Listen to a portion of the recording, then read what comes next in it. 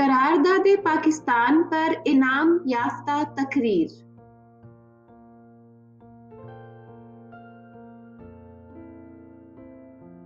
بسم اللہ الرحمن الرحیم۔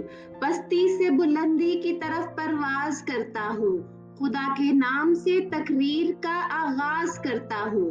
محترم ہیڈ ماسٹر صاحب، معزز اساتذہ کرام اور پیارے ہم مکتب ساتھیوں، السلام علیکم۔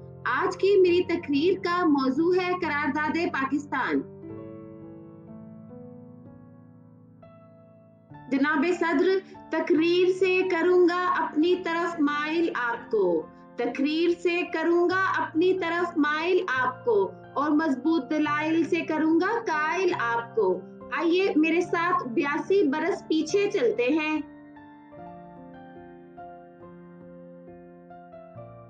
جناب صدر، 23 مارچ 1940 کا دن، لاہور کا وسیع میدان، جہاں 1 لاکھ مسلمانوں کے دل کی آہوں کا سمندر، جن کے دل کی دھڑکنیں سمندر کی لہروں سے زیادہ ٹھاٹھیں مار رہی تھیں، قائد اعظم آل انڈیا مسلم لیگ کے اجلاس کی صدارت کر رہے تھے۔ مسلمان اپنے علیحدہ وطن کے لیے تیار تھے، علامہ اقبال کے خواب کو حقیقت میں بدلنے کے لیے تیار تھے۔ جناب صدر، یہاں یہ بھی بتانا ضروری ہوگا کہ یہ مملکت خداداد پاکستان ہمیں کسی نے یوں ہی پلیٹ میں سجا کر نہیں دیا، بلکہ ہمارے عظیم رہنماؤں کی مسلسل جدوجہد اور خون سے بہتی ندیوں سے آتا ہوا یہاں تک پہنچا ہے۔ خون کے قطرے گرے جب یہ بہار مہکی، جامِ شفاف پیا جب یہ فضا مہکی، پھول کانٹوں سے لپٹے ہیں چمن کے لیے، کیا کچھ نہ ادا کیا اس وطن کے لیے۔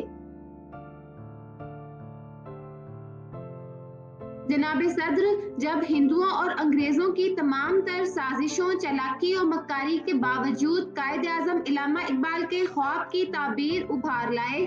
جناب صدر، ایک منظم سازش کے تحت، جی ہاں، ایک منظم سازش کے تحت وڈیروں، جاگیرداروں، ٹیکس چوروں، سرمایہ کاروں، مذہب کے ٹھیکے داروں اور ظالموں نے اس وطن عزیز کی جڑوں کو کھوکھلا کرنا شروع کر دیا۔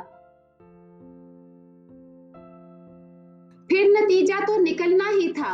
ہماری تہذیب نکالی پر، ہمارے لیڈر نعروں پر، ہماری معیشت قرضوں پر، اور پورا کا پورا سسٹم کرپشن پر چلنے لگا۔